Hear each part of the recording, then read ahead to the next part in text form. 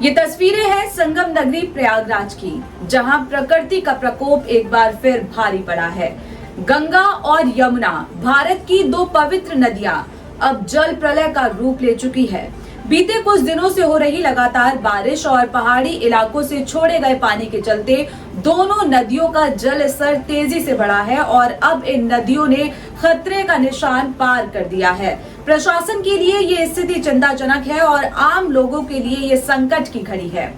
प्राप्त जानकारी के अनुसार प्रयागराज जिले में अब तक 108 स्थान ऐसे चिन्हित किए गए हैं जहां बाढ़ का पानी पूरी तरह से फैल चुका है। शहर का संगम क्षेत्र, जहां हर वर्ष श्रद्धालुओं की भीड़ उमड़ती है, आज पूरी तरह से जलमग्न हो चुका है। ड्रोन कैमरे से ली गई तस्वीरें इस आपदा की भयावहता को बयान करती है। घाट डूब चुके हैं, मंदिरों की सीढ़ियां गायब हैं, मठ और आश्रम पानी में समा गए हैं और दर्जनों झोपड़ियां और दुकानें पूरी तरह से बाढ़ की चपेट में हैं। इन तस्वीरों को देखकर अंदाजा लगाया जा सकता है कि हालात कितने विकट हैं। बाढ़ के कारण हजारों लोगों को अपने घर को छोड़ना पड़ रहा है और आंकड़ों के अनुसार अब तक 7,000 से ज्यादा लोगों को सुरक्षित स्थानों पर पहुंचाया गया है, जहां उन्हें राहत शिविरों में शरण दी गई है।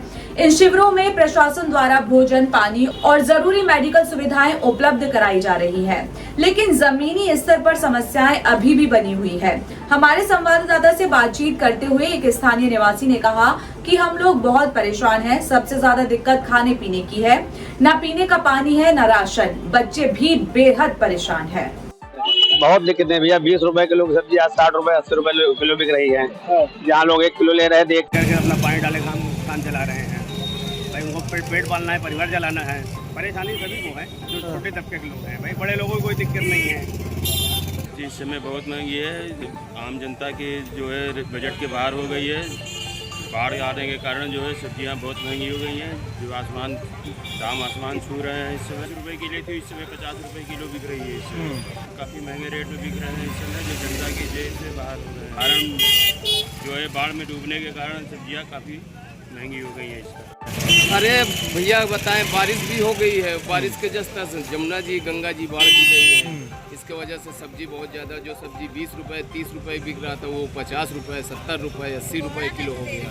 हाँ, ये बाढ़ से महंगा हो गया है। तो दुकानदारी आप लोग की कैसी हो रही? दिक्कत हो रही? तो ना के बराबर। जैसे कोई आदमी 1 किलो लेता था, वो आधा किलो ले के काम चलाता है। इसमें क्या करे, महंगी है, आदमी खाएगा तो है।